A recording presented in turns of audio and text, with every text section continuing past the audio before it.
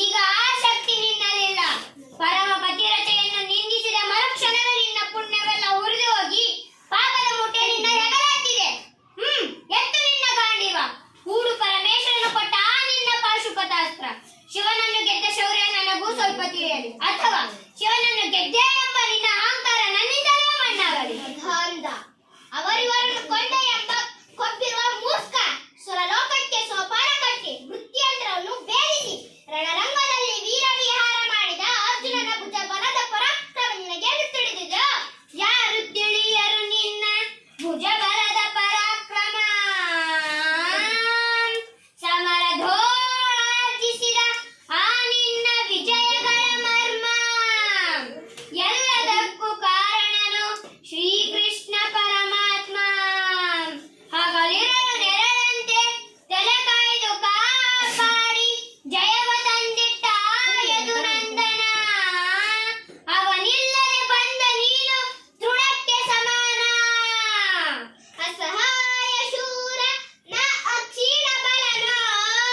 ಹರನೊಡನೆ ಹೋರಾಡಿ ಪಾಶುಪತವ ಪಡೆದವನು.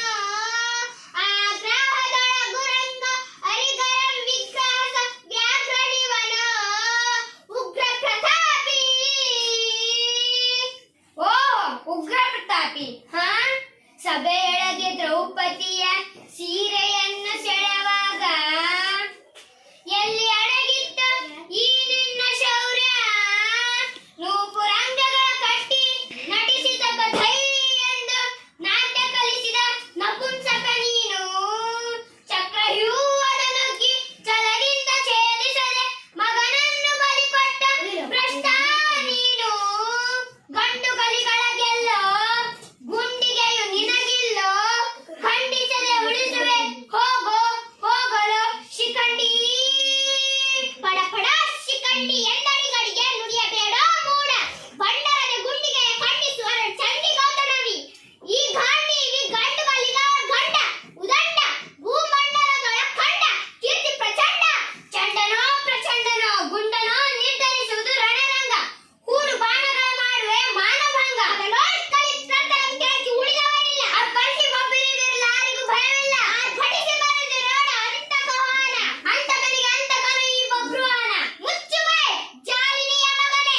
ಪಾರ್ಥ ನನ್ನ ತಾಯಿ ಜಾಲಿನಿಯೋ ಪತಿರತೆಯೋ ಎಂಬ ನಿರ್ಧಾರಕ್ಕಾಗಿಯೇ ಈ ಯುದ್ಧ. ಮುಗಿದಿರಲಿಲ್ಲ ಆಯಸ್ಸು.